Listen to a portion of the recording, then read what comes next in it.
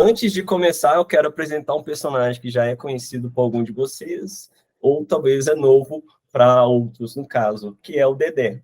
Dedé, ele sempre me ajuda aqui nas apresentações que eu faço. Não teve na primeira apresentação, porque eu já tinha a Dai, então não precisava de um outro companheiro aí para me ajudar na apresentação, mas a gente tem aqui o Dedé, e quem é o Dedé? Dedé é o Scrum Master na VNCode. Ele é casado com a Camila, já vai fazer 7 anos de casado aí, o Dedé. O Dedé gosta muito de correr e andar de bike, é uma coisa que ele descobriu aí nos últimos anos e vem mudando totalmente a vida dele. O Dedé e o Wender estavam meio invocados com o Atlético na segunda-feira e nem colocou como uma paixão na segunda-feira. Mas como ganhou na quarta-feira, então, assim, não, agora merece ter um destaque aqui. Então, Dedé é um atleticano, aí, ó, a galera contra aí, Botafogo. Ó, ajudei o Botafogo o seu aí, ó, Babi. Aí, Aí sim. aí sim. Aí, ele é atleticano um pouco sofredor, né? Pô, foi muito bom em 2021, mas 2022, 2023 já não tá sendo tão legal. E ele também gosta muito do universo de super-herói, né? Então, acho que quem já me viu aqui sabe que eu tenho um Hulk que fica aqui no meu ambiente, sempre curti muito esses ambientes de super-herói. O Dedé, ele é da DC, e o Wender, ele é da Marvel. Então, para não ter briga entre DC e Marvel, cada um gosta de um grupo diferente. E eu tenho a mística, né? Então, quando tinha em Jogo do Galo, o Dedé virava o Hulk de cabeça para baixo e dava muito certo em 2021, mas parou de dar certo aí 2022, 2023, como eu comentei no caso. Antes de começar a apresentação, eu e o Dedé quer muito entender de vocês o que surge na mente de vocês quando a gente fala de metodologia XP. Podem colocar o pair program, eu acho que não é proibido. Vou mandar aqui um link direto também, para facilitar aqui para vocês, no chat. Então, aqui é meio que uma forma de a gente montar uma nuvem de palavras sobre esse ponto. Então, coloquem aí 3 palavras que venham na mente de vocês quando a gente fala de XP. Quero entender um pouquinho como que é a visão atual de vocês sobre essa metodologia. Beleza? Então, vou mudar aqui. Aqui a gente vai começar a formar uma nuvem de palavras. Acho que algumas pessoas entraram agora. Deixa eu até mandar de novo aqui o link. Então, pessoal, só para reforçar, agora, neste momento, eu quero entender com vocês o que vem quando a gente fala de metodologia XP. Quais são as palavras que vocês colocariam, né, os pontos-chave aí, palavras-chave do que é o XP. Então, mandei tanto na Meet, ou se vocês quiserem fazer pelo celular, tem um QR Code e vocês coloquem esse código aqui, no caso também.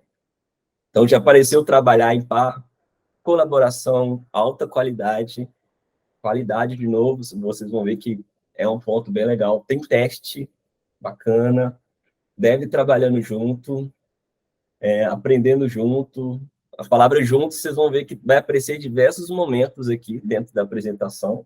A qualidade também é um bom ponto. Go Ross, aí não, Go Ross não. Café, como tem desenvolvimento, pode ter café. Colaboração está ganhando destaque aqui, hein? Então é um ponto bem interessante que a gente tem. Deixa eu ver se aparece mais alguma palavrinha. Vou mandar aqui, acho que mais uma pessoa entrou. Se quiser colocar aqui. Colaboração está ganhando investimentos. Aí já é outro XP, no caso. Já não é esse XP que a gente está comentando, não. Deixa eu ver se tem mais algum. Deve trabalhando junto. Quentback. Ó, quem colocou Quentback aqui já sabe os próximos slides aí, no caso. Deixa eu ver aqui. Tem o pair, documentação. Interessante. Então, acho que aqui a gente conseguiu ter um apanhado geral, né, da visão de vocês. Não confundem XP, é igual a VNCode, né? Acho que várias pessoas já fizeram confusão achando que é a Venue, que é uma corretora lá americana. Então, tem essas confusões aí no caso. Mas voltando aqui, então, para a apresentação, a ideia, então, é ter esse desafio, né? E é o mesmo desafio que o Dedé tinha. Então, o Dedé sempre pensava, poxa, sempre estudei diversas metodologias e ferramentas ágeis, porém não conheço muito sobre o XP. Então, ele tinha essa agonia, poxa, eu gosto muito já do Scrum, Kanban, diversas outras ferramentas que a gente estuda da agilidade, mas o XP sempre ficava de lado, né? Não tinha muito conhecimento, não era tão difundido assim. E aí ele encontrou um curso de XP, então ele ficou feliz e agora ele quer compartilhar com vocês um pouco do que ele aprendeu dentro desse curso e tirar essa mística, que o XP é apenas pair programming, né? Tem todo um universo, vocês vão observar aqui durante a apresentação. Então, o que vai ser falado aqui dentro dessa apresentação? Primeiro, começar pela origem, né? Contar um pouquinho da história do XP, e aí vocês vão observar que o XP ele se concentra em 3 âmbitos, no caso. O âmbito individual, o âmbito do time e o âmbito organizacional. Então, para cada um desses contextos, ele traz práticas que são interessantes para cada um desses pontos. Então, é bem legal, ele sugere vários pontos interessantes aqui que podem ser utilizados dentro do time de vocês. Começando pela origem, então, do XP. Alguém colocou aí, então alguém já conhece um pouquinho aí do XP. Temos aí o Kent Beck, que é esse cara aqui, bacana, chapeuzinho, sorridente, feliz de ter construído uma metodologia que já ajudou diversas empresas aí no caso. E aí, como que foi essa origem do XP, no caso, né? Então, um grande marco do XP foi um projeto da Chrysler, né? Um projeto que tinha o codinome, a sigla, né, C3. Esse projeto era o CAIS Compensation System, então, traduzindo o sistema de compensação abrangente da Chrysler. O que era esse sistema de compensação abrangente da Chrysler? Poxa, é um programa da NASA? Não. Era um sistema de folha de pagamentos, tinha poucos funcionários, de 86 mil funcionários, no caso. E o objetivo desse projeto era unificar diversos outros sistemas legados que já existiam aí há 20 anos, só que com toda essa característica, né, com vários usuários, unificar sistemas legados, estava passando por diversas complicações. Sabe aquele projeto que você fala assim, eu não sei mais o que eu faço com esse projeto, o projeto está complexo. Foi isso que a Chrysler estava enfrentando naquele momento, foi quando ela chamou o Kent Beck para poder entender o que pode ser feito naquele projeto, aquele help, ajude-me, eu não sei mais o que eu faço. Então, o que o Kent Beck fez? Ele ficou 3 dias analisando o projeto. Então, ele foi entendendo o que era esse projeto, quais eram os gaps, o que precisava ser melhorado. E aí, depois desses 3 dias, ele deu 3 alternativas para o CEO da Chrysler. Ele falou, ó, você pode deixar da forma que está o projeto, e segue dessa forma, e vai tentando fazer conforme o possível. Cara, demite todos os funcionários e cancela o projeto, ou concede uma semana de folga para todo mundo e começa o projeto do zero, da forma que eu penso que é o correto. Acho que qual dessas opções vocês acham que a Chrysler aceitou? Terceira. E aí foi bem legal que ele começou a fazer diversas entrevistas com as pessoas da empresa e começou a orientar como elas deveriam trabalhar, quais seriam os procedimentos que elas iriam fazer para que aquele projeto tivesse sucesso. Então, assim, ele já estava começando a esquematizar, começar a nomear algumas práticas que eram do XP. Então, esse trabalho do Kent Beck, ele começou no março de 1996 e terminou aqui em maio de 97. Teve 2 meses de atraso, mas muito porque teve algumas alterações de última hora, que todo projeto, né, quando a gente está para finalizar, acontece alguma mudança, alguma adaptação que precisa ser feita.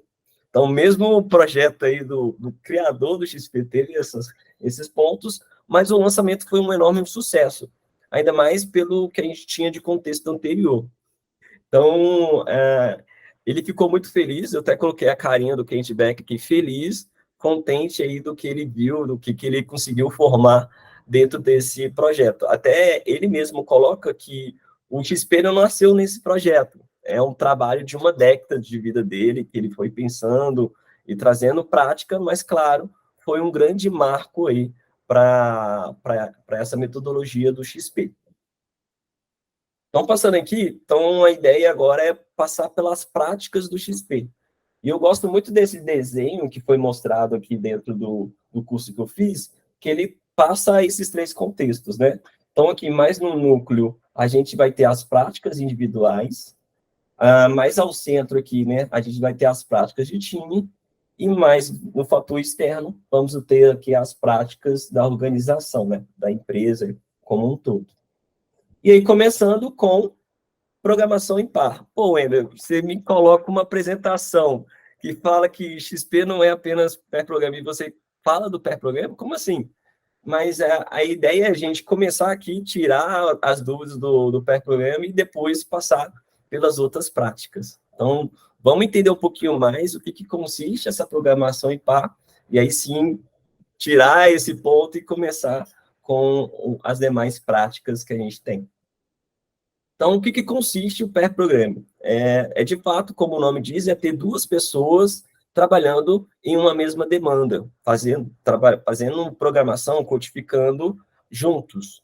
Só que aí tem uma organização para isso, né? Então, vai ter dois perfis, no caso, dois papéis dentro do pair programming, que é o driver e o navigator.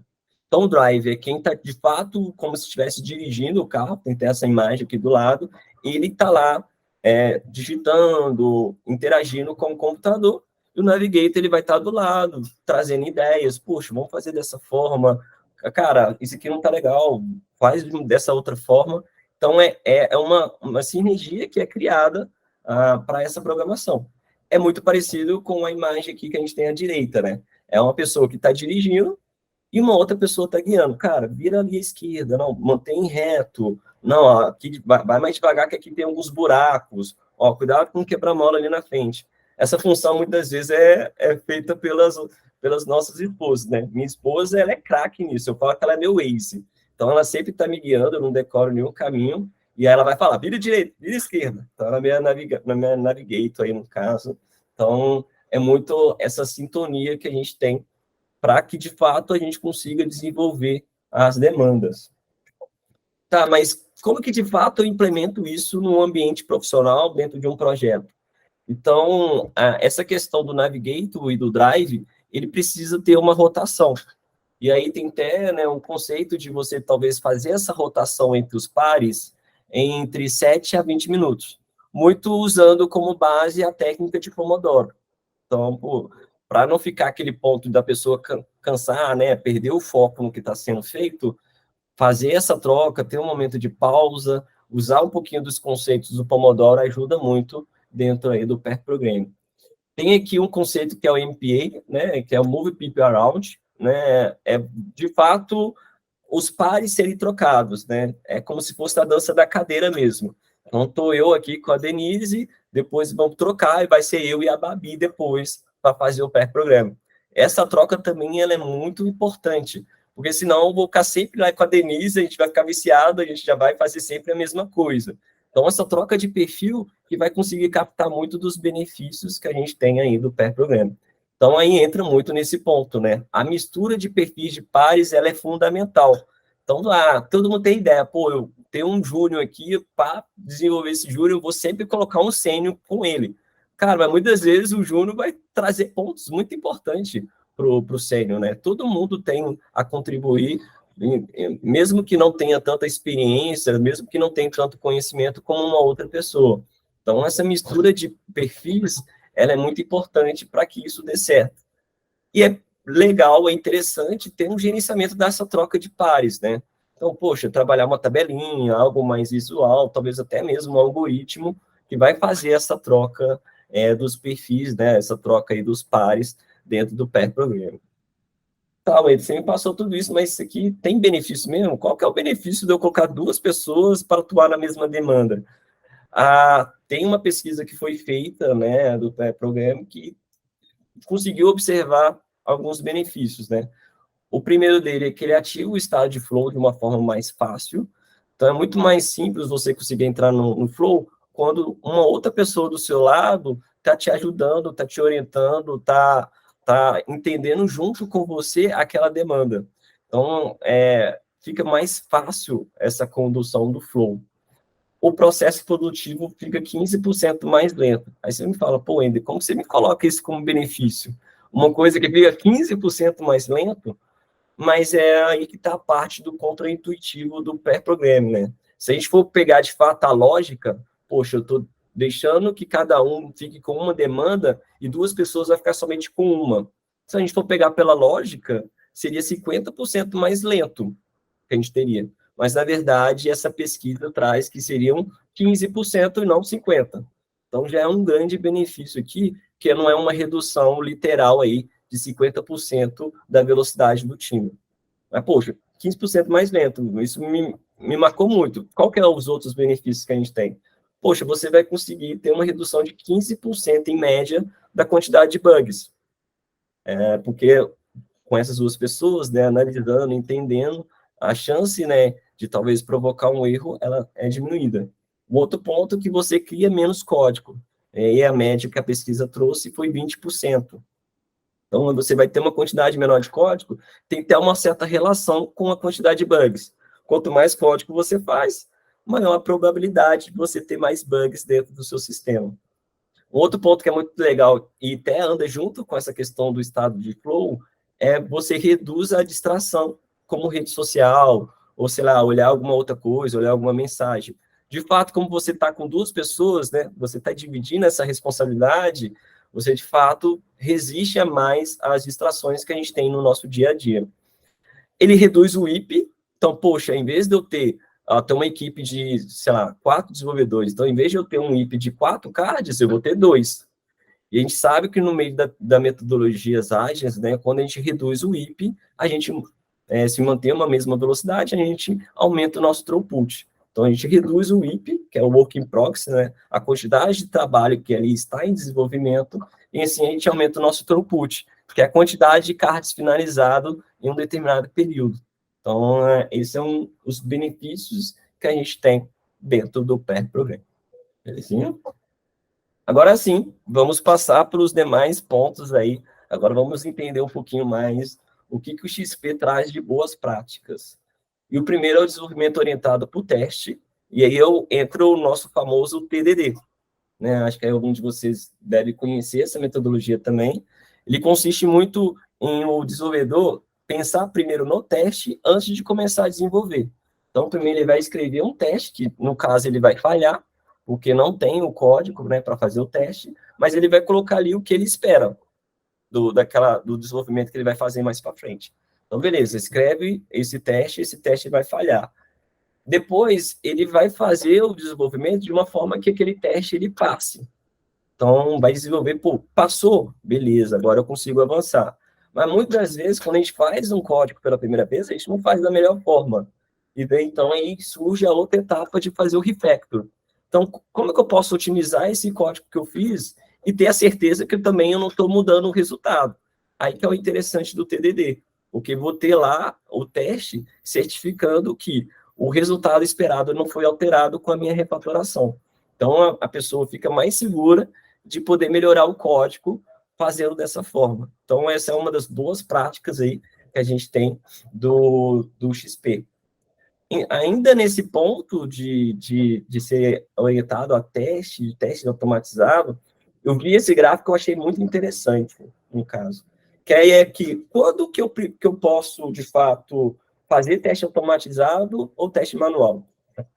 Muitas vezes a gente fica assim, não, tem que fazer teste automatizado de tudo. Mas será que, de fato, é benéfico a gente fazer teste automatizado de tudo? Se a gente for observar aqui nesse gráfico, não. Por quê? O teste manual ele tem um custo inicial muito baixo. Né? É você ali, talvez, fazer um pequeno planejamento do que você vai fazer de teste e testar.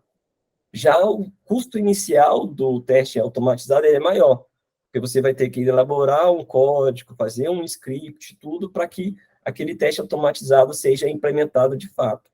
Só que a curva do custo de teste, do teste manual, ela é mais acentuada. Então, toda vez que eu tiver que repetir um teste manual, né, conforme o número de execuções de testes aqui, maior vai ser o custo que eu vou ter de teste. Já para o teste automatizado, depois que eu desenvolvo o script automatizado, é só apertar talvez um botão. Então, o custo ele é muito baixo, né? Não aumenta muito conforme o número de execução. Até que em um momento, essas duas linhas elas vão ter uma interseção.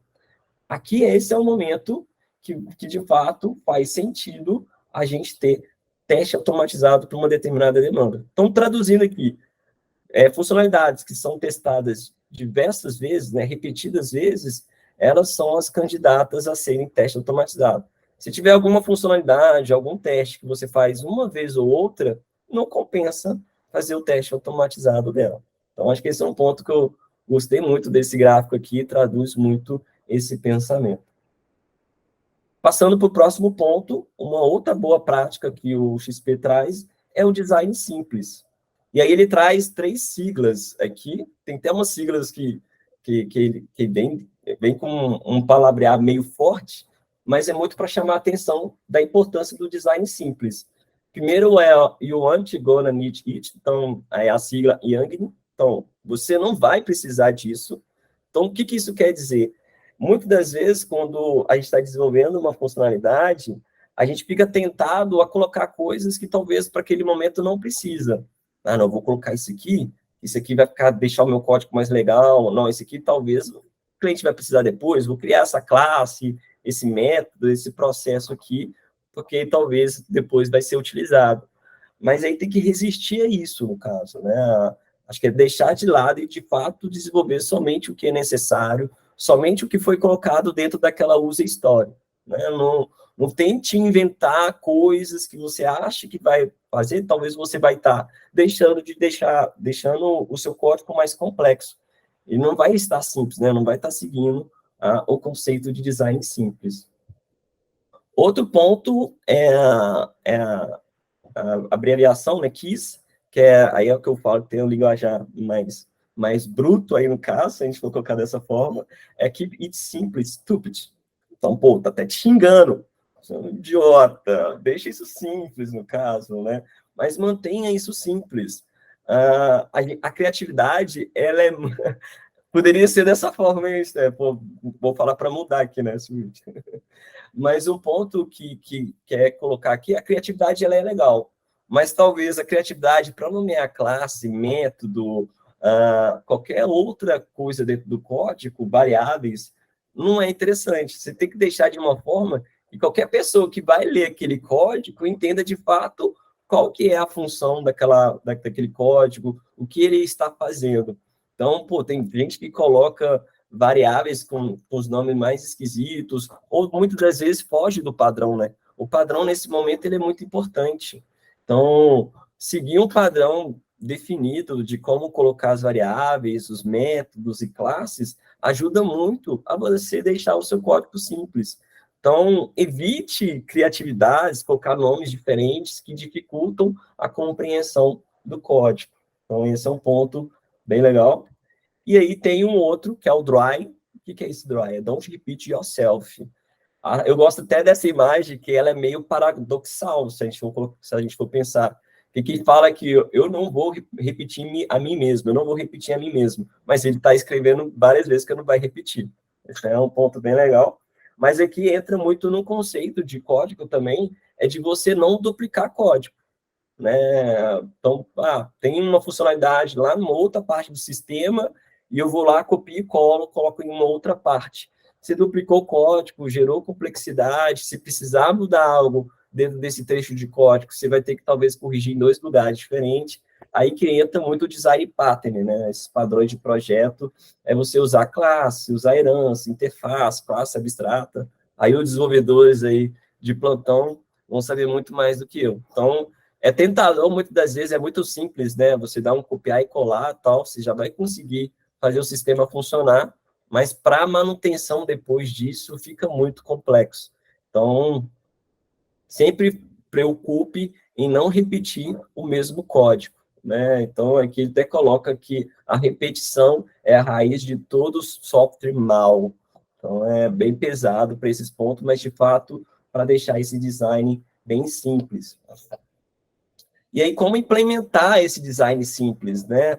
Aí eu já começo com uma coisa que ela é bem, também punk, que é bloqueia automaticamente código fora de padrões mínimos.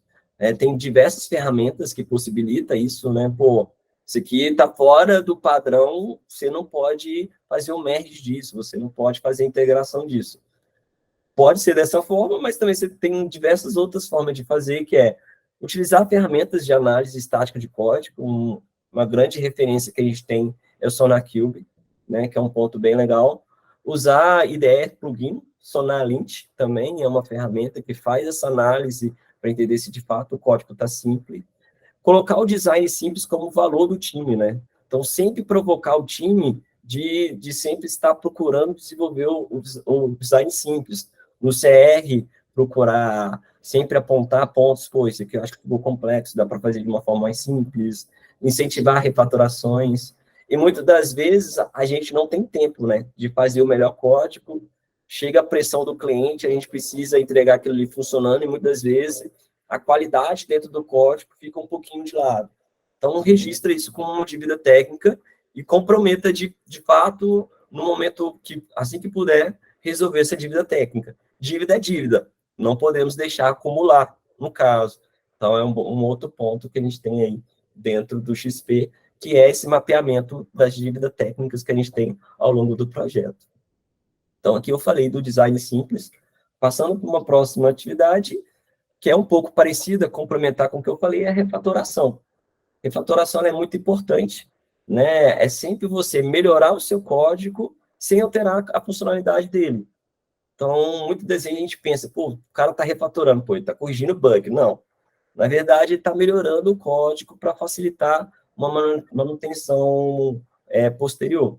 E aí tem que ter uma boa prática, né? O código não é seu, tenta refatorar ele antes de mexer, para até ficar mais fácil a compreensão. Se o código é seu, revise antes, mexa nele, mas depois sempre procure refatorar depois de mexer também. Então, são boas práticas aí que o XP traz para essa questão da refatoração. Eu acho que isso sintetiza muito essa imagem, né? Então, aqui a gente não adicionou e nem tirou nenhuma dessas argolinhas, no caso. Mas a gente deixou mais fácil de extrair depois, de organizar. Então, refatoração muito essa questão de deixar o código mais organizado, mais eficiente, mais simples, conforme a gente comentou lá no design simples. Agora a gente passou pelas práticas do time, agora a gente tem aqui, das práticas individuais, agora a gente vai passar pelas práticas do time. Começando com a primeira aqui, que é o ritmo sustentável. Ritmo sustentável traz muito esses dois pontos, no caso. A hora extra não é produtiva, então a gente trabalha principalmente com desenvolvimento de software, né? Ele não é um trabalho braçal que, sei lá, se eu faço 8 horas ou 10 horas, eu, de fato, sei lá, ganhei 20% a mais de entrega. Ali o seu desenvolvedor já está cansado, já não consegue pensar da mesma forma. Então, ela, de fato, é muito menos produtiva do que ter um ritmo sustentável, né? Eu trabalhar, talvez, as minhas 8 horas diárias e planejar em cima disso. Então, é muito tentador, em alguns momentos, a gente querer planejar com horas extras dentro do planejamento, mas ela não é produtiva.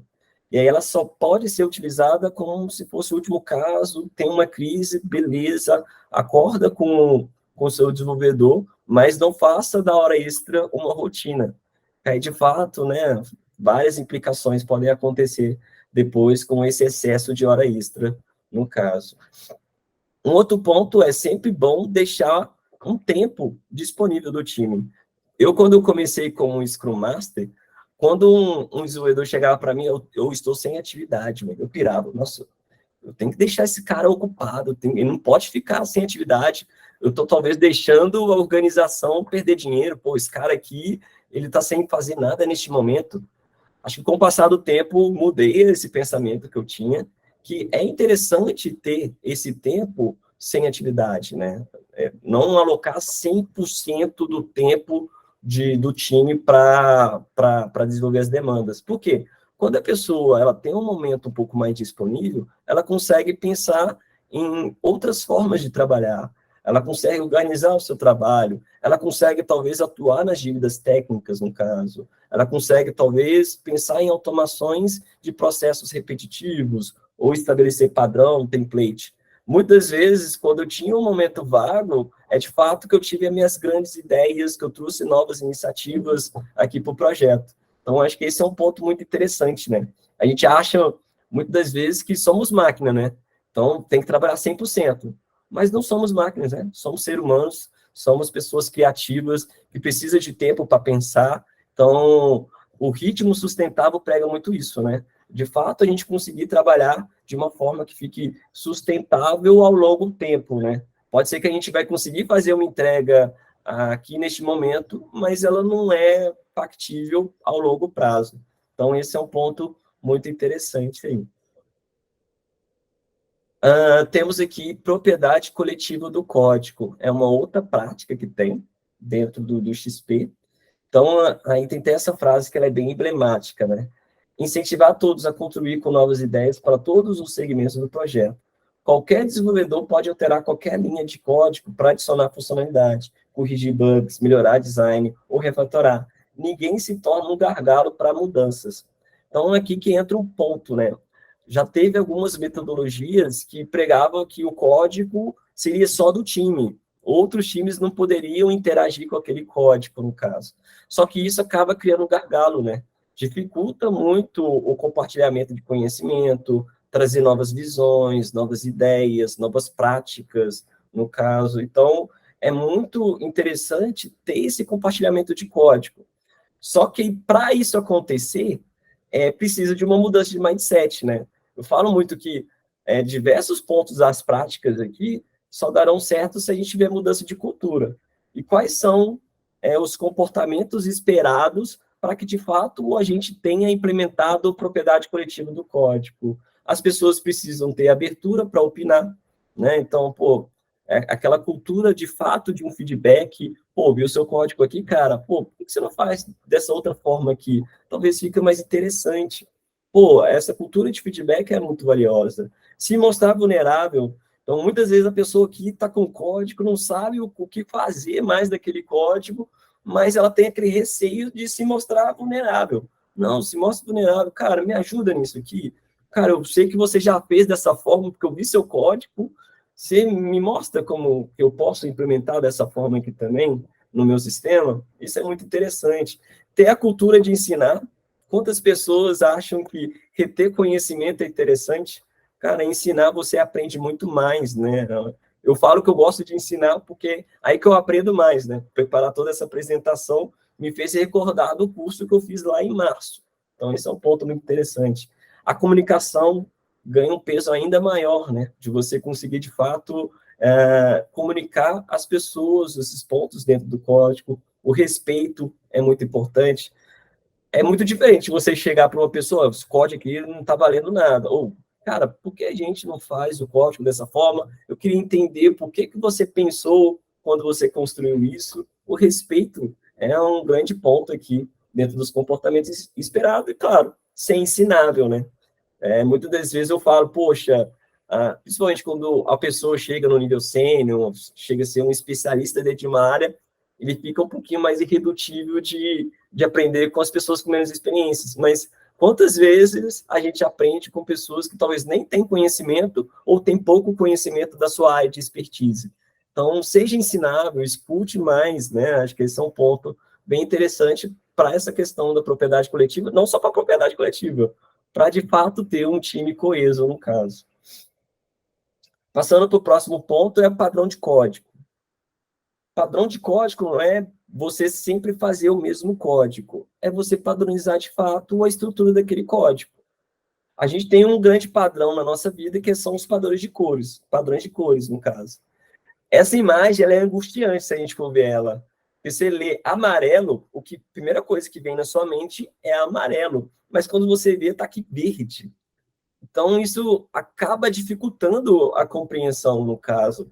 Então, você, de fato, ter um padrão de código no qual que você vai bater o olho e já ter em mente, talvez, o que aquilo ali está te remetendo, ajuda muito na compreensão, né? Vai facilitar muito a velocidade de manutenção, de construção do sistema.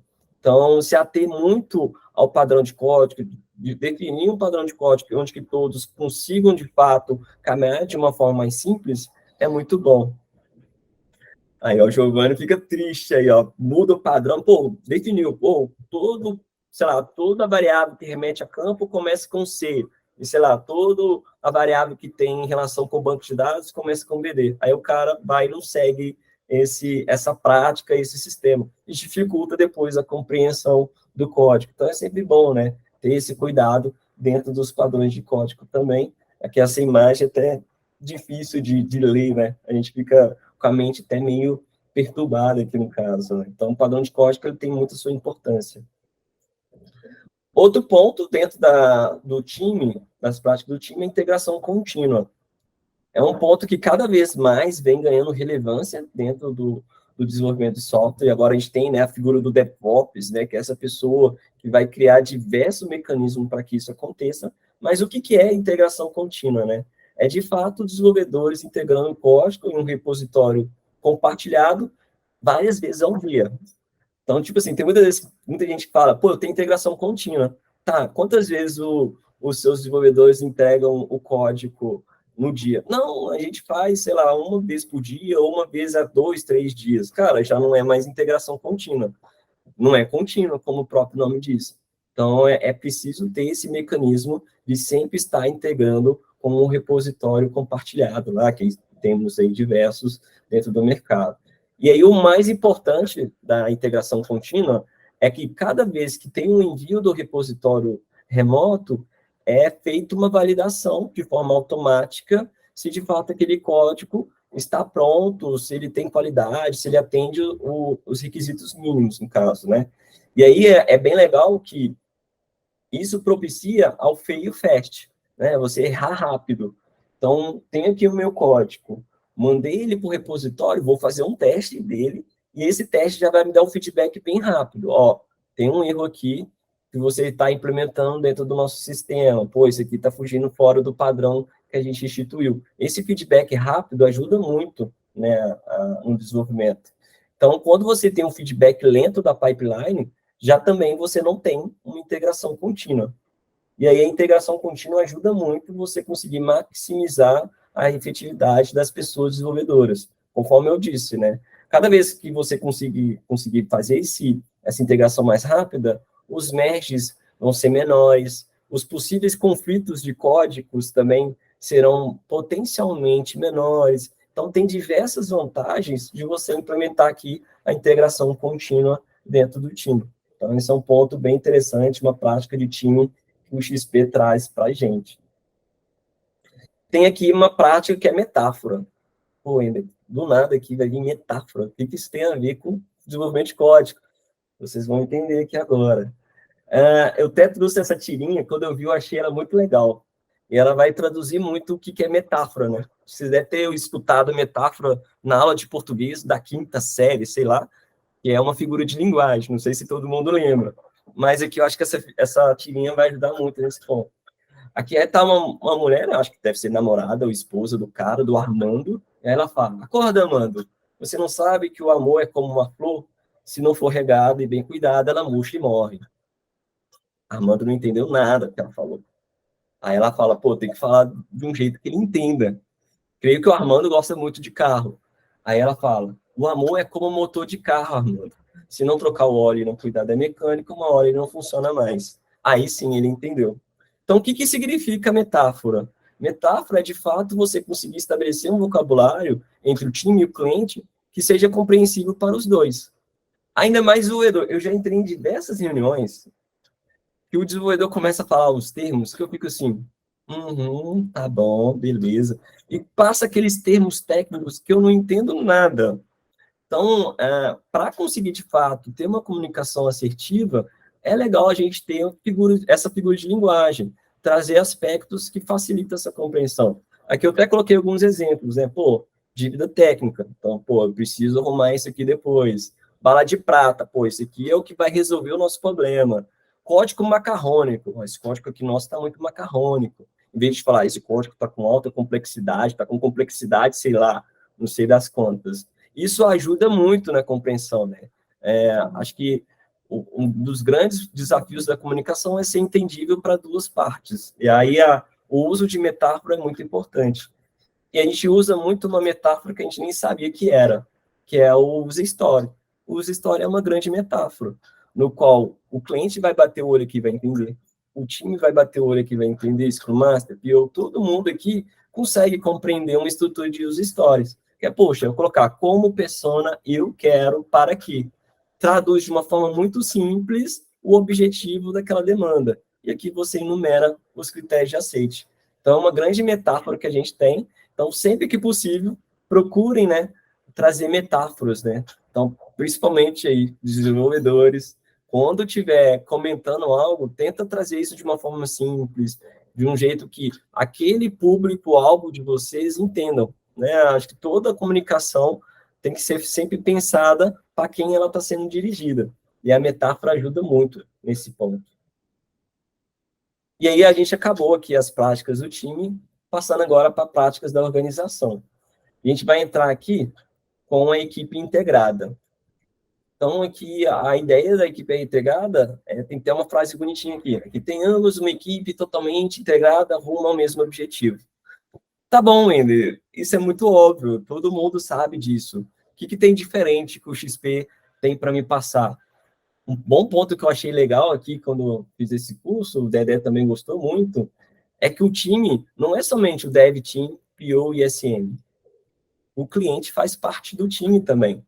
Quanto mais próximo a gente deixar, né, o cliente do time, mais chance a gente vai ter de sucesso, né? É de fato a gente conseguir captar qual que é o desejo do cliente, o que ele precisa, o que ele necessita com aquele projeto. Muitas vezes a gente fica querendo deixar o cliente meio de lado, né? Não, o cliente não sabe o que ele está falando. Não sabe? É ele que é o expert da área dele. É ele que está querendo, desejando aquele projeto. Então, deixar cada vez mais próximo o cliente dentro do projeto facilita muito a compreensão do que precisa ser feito, no caso. Aí tem aqui um próximo prática que vocês vão ver que ela é complementar a isso que eu comentei da equipe integrada, que é o jogo do planejamento. O que é o jogo do planejamento? É, de fato, no planejamento do projeto, tanto desenvolvedores e clientes, eles criam e atualizam um plano juntos, no caso, né? Então, eles não estão separados e tudo, um pensa uma forma e o outro diz que não, aí ele, depois o outro vai argumentar, mas por que não dá, não? Então, é porque não é por isso. Não, sentam junto e tentam criar um consenso. E aí entra um diálogo que vai misturar o que é possível e o que é o desejável. O possível, quem vai trazer é o time técnico, é o time que está implementando o projeto. O desejável é a visão do cliente. Pô, eu desejo isso, eu queria isso. Então, entra no consenso de fato o que pode ser feito. Então, aqui o planejamento sempre começa, né, com o que é suficiente para poder fazer esse planejamento, e aí sempre procura, né, iterações curtas de entregas e sempre revalidar esse plano para quando tiver aqui algum ponto de mudança. E aí, de fato, o cliente senta junto com o time, né? Então, essa ideia de fato, o cliente estar junto no projeto, né?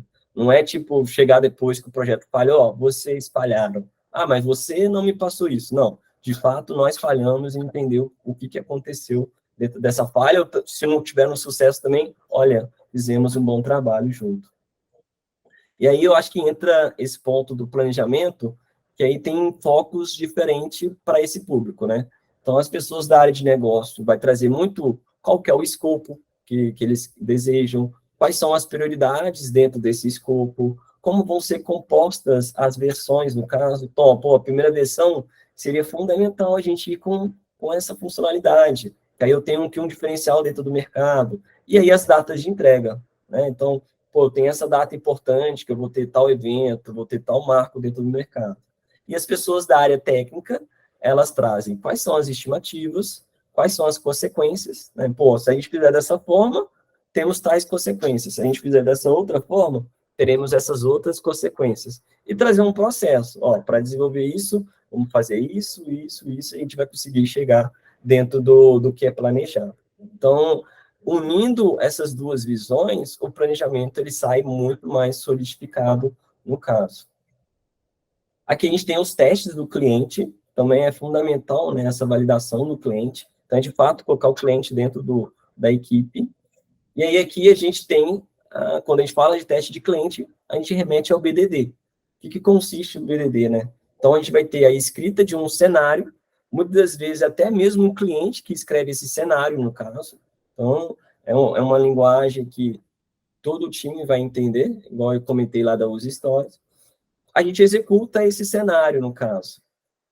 Se ele falha, provavelmente é porque talvez um dos passos desse cenário não foi implementado.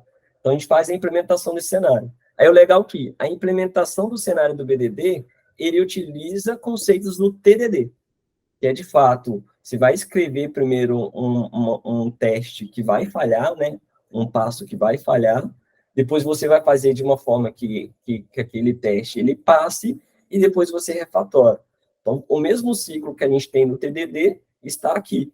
Então, o BDD é uma camada a mais do TDD, no caso, se a gente for colocar, né? Tem essa camada aqui de compreensão do cliente. E aí sim ele faz o teste passar. Então, a gente sempre vai conseguir reproduzir o teste e vai ser fácil do cliente entender o que de fato passou, o que não passou dentro dos testes. Então, o BDD é uma ferramenta muito interessante para facilitar aí os testes do cliente. Temos aqui a última prática da organização, que são as entregas pequenas.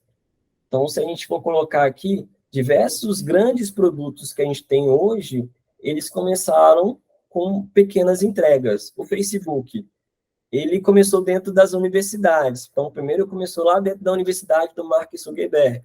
Aí depois, um amigo dele falou, cara, coloca aí o Facebook dentro da sua universidade. E com o passar do tempo, ele já estava em todas as universidades. O Uber, começou por cada país. Depois começou a colocar diversas modalidades. Uber X, Uber Bag, Uber Moto agora. Então, ele foi crescendo de pouco a pouco. A Apple lançou o primeiro iPhone sem 3G. Depois, agora, já tem mais de 10, 15 versões aí do iPhone. Aqui é muito de usar, de fato, o conceito do Lean Startup, do MVP. Então, é lançar um produto que ele seja utilizável, que entrega valor, mas que você consiga, de fato, obter feedback. E com isso, você, obtendo esse feedback, você vai aprimorando esse produto, essa entrega do projeto, pouco a pouco. Então, esse é um dos outras práticas que a gente tem dentro do XP. Com isso, todas essas práticas, o Dedé, ele espera que tenha conseguido compartilhar com vocês o que ele aprendeu dentro da metodologia XP. E se tiverem alguma dúvida, é só perguntar, né, pessoal? Muito obrigado aí, gente. Passo aí para dúvidas, pontos, podem ficarem à vontade. Dedé sempre arrasa, né, gente? Valeu. Fala aí, Marco. Eu gostei que quando foi colocado as palavras lá, uma foi investimento, não pela XP investimento. Mas trabalhar em par, trabalhar próximo, fazer isso duplicado, ou todo esse acompanhamento, em termos de investimento mesmo, de custo, não é mais caro o XP ou não? Isso de trabalhar junto, você fala, dentro do XP? Ele é mais caro, se a gente for pensar, mas até um slide que eu escondi aqui, tem como fazer esse trabalhar junto, pelo menos o pair program, no caso, de forma remota. Então, hoje em dia, com o ambiente remoto, que é um custo mais baixo, no caso, ô Marco, tem como fazer. Não é a mesma coisa, a gente tem que ser bem claro nisso, né? O trabalho presencial junto, ele é muito mais facilitado, mas hoje a gente tem diversas ferramentas que facilitam esse trabalho em conjunto. Então, tem como sim fazer pré-programa, colocar o cliente integrado também através dos meios remotos que a gente tem hoje. Mas não é mais esforço para uma mesma tarefa ou não? Aí é o ponto que é o contraintuitivo do pré-programa, né? Não é mais esforço, né? Aí, igual a gente trouxe ali, quando a gente tem, né, duas pessoas empenhadas em uma mesma demanda, ali você consegue produzir menos código, porque são duas pessoas pensando em como otimizar aquele código. Então, uma, quando está escrevendo, já está pensando, talvez, no próximo passo. Então, não, parece que é mais custoso, mas não é. Igual a gente vai ver ali, ele diminui a quantidade de bugs, você consegue aumentar seu throughput. Por quê? Diminuiu o work in progress. Então, eu tenho menos demandas. Então, eu consigo terminar minhas demandas de uma forma mais rápida também, e eu consigo disseminar mais o conhecimento. Então, tem diversos benefícios aí que a gente tem com esse trabalho em conjunto. É muito contraintuitivo, igual eu falo, foge muito da lógica, mas tem esses benefícios no caso. Sim. Acho que é Steph. Ah, Desculpa. Não, rapidinho, mas só o que eu ia falar era outra coisa, mas complementando o que tu falou, Wender, como alguém que curte muito o pair programming no dia a dia, ele traz benefícios do tipo, o tempo que eu levaria para resolver um blocker ali no código, eu não vou ter, porque Sim. a outra pessoa ela já vai matar essa solução na hora. Então, de repente, uma tarefa que eu sozinha levaria uma tarde, em 1 hora a gente já resolveu. Além de ganhar muito, muito conhecimento. Porque eu vou ver como essa pessoa trabalha, a forma lógica dela de pensar, as preocupações dela com o código. E o ponto que eu queria trazer é que eu sei que não tem muito dev aqui na chamada, mas se vocês quiserem incentivar o pessoal, mesmo que não usem XP na metodologia de vocês, a fazer o pair programming, cara, o ganho que eu tive foi muito grande. Eu descobri que existem perfis de desenvolvedores diferentes, não só lidando com pessoas, mas na hora de fazer um código, de fato. Tem alguns que se preocupam mais com inovações, tem outros que se preocupam mais com uma estrutura bem reutilizável. E isso a gente consegue aprender muito quando a gente está programando com outros pares. Se tem um espaço aberto para isso, eu super sugiro de puxar a iniciativa, ou deixar uma sala aberta lá, incentivar os devs a entrarem ali, cada um tocando a sua demanda, mas trocando ideias, eu acho que só tem a ganhar mesmo. Bacana, bom ponto desse também. Acho interessante mesmo. Acho que a Denise levantou a mão dele. Eu ia fazer só um comentário, né, em relação a investimento, né, o Marco vai trouxe custo. Se a gente está internalizando alguém no time, eu vejo um ganho gigantesco, porque a curva de aprendizado daquela pessoa, se você faz o programa às vezes 1 semana, você está ganhando uma curva de 1 mês. Sim. Né? Então, assim, eu acho que existem momentos e momentos. Eu acredito que todas as partes de agilidade, elas são maravilhosas, mas mais maravilhoso ainda, se tem isso, né, é a gente saber aplicar e aproveitar elas em todos os momentos ali do projeto. E eu acredito que o XP, ele é maravilhoso quando você está colocando alguém dentro do time, ou às vezes você percebe que aquela pessoa não está indo muito bem, né? Por que não? Olha, vou puxar essa pessoa, como a Esté falou aí, vamos puxar essa pessoa, vamos alavancar ela, vamos empoderar ela, sabe? E isso é muito legal, muito mais fácil do que você falar assim, poxa, não deu certo no projeto. Mas assim, Wender, é maravilhoso, assim, gostei demais. Legal o comentário também, acho que para usar para um ramp-up de alguém, né, acho que também é muito interessante, muito bom mesmo.